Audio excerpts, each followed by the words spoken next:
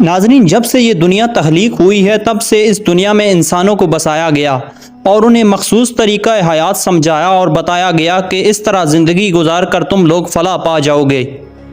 جب انسان بھٹکے تو اللہ تعالیٰ نے ان کی رہنمائی کے لیے ان پر انبیاء علیہ السلام مبعوث فرمائے، اور وہ آئے اور اپنے مقررہ وقت تک لوگوں کو سیدھی راہ کی ترغیب اور توحید کی دعوت دیتے رہے، اور پھر اپنے مقررہ ٹائم کے بعد دنیا فانی کو الوداع کہہ کر سفر آخرت اختیار کر لیا۔ آج بھی ان انبیاء علیہ السلام کے مزارات مبارکہ بنی نوع انسان کو سیدھی راہ پر آنے کی ترغیب دے رہے ہیں۔ سرزمین عرب پر کئی انبیاء علیہ السلام کے مزارات مقدسہ موجود ہیں، لیکن آپ یہ جان کر حیران رہ جائیں گے کہ پاکستان میں بھی 5 انبیاء علیہ السلام کی قبریں موجود ہیں۔ آج کی اس ویڈیو میں ہم آپ کو بتائیں گے کہ وہ 5 انبیاء علیہ السلام کون سے ہیں جن کی قبریں پاکستان کے اندر موجود ہیں، اور وہ قبریں کس شہر میں واقع ہیں۔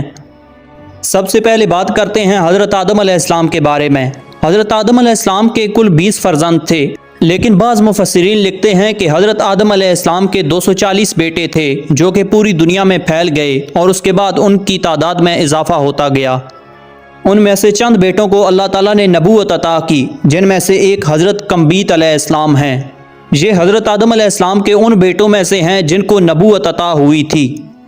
حضرت قمبیت علیہ السلام کی قبر مبارک 270 فٹ لمبی قبر ہے، اور یہ پاکستان کے علاقے گجرات کے شہر بڑیلا شریف میں موجود ہے، اور یہ کہا جاتا ہے کہ یہ دنیا کی سب سے بڑی قبروں میں سے ایک قبر ہے۔ اسی طرح گجراں والا ایک قبرستان ہے جو کہ پرانا قبرستان کے نام سے مشہور ہے۔ اس کے اندر حضرت سلیمان علیہ السلام کی قبر ہے۔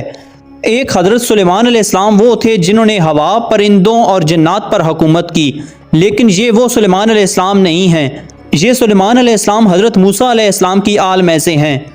اس قبر کو حضرت حافظ شمس الدین گیلانی رحمۃ اللہ علیہ نے دریافت کیا، اور اس قبر کے بارے میں انوار الشمس کتاب کے اندر تفصیل سے بیان کیا گیا ہے۔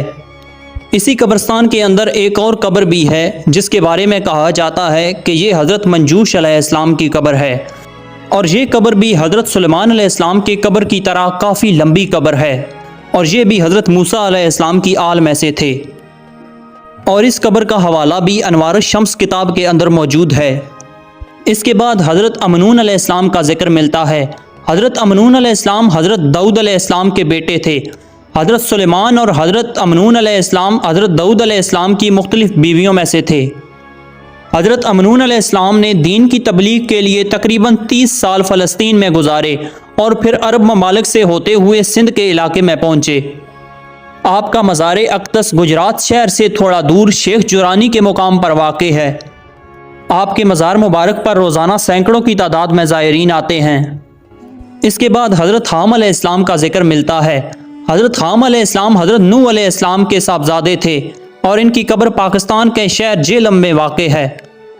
حضرت حام بن نوح علیہ السلام کی تقریباً عمر 536 سال ہوئی۔ حضرت نوح علیہ السلام کے کل 4 بیٹے تھے، جن میں سے ایک کافر تھے، جبکہ 3 آپ کے ساتھ کشتی میں سوار ہوئے۔ حضرت حام علیہ السلام نے افریقہ کا آدھا حصہ اور اس کے آس پاس اور ایشیا کے حصے میں دین کی تبلیغ کی۔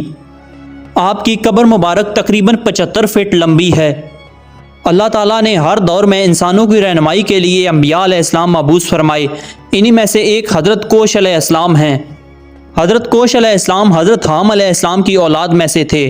یہ حضرت حام علیہ السلام کے بیٹے اور حضرت نوح علیہ السلام کے پوتے تھے۔ اس عظیم نبی کی قبر مبارک بھی پاکستان میں موجود ہے۔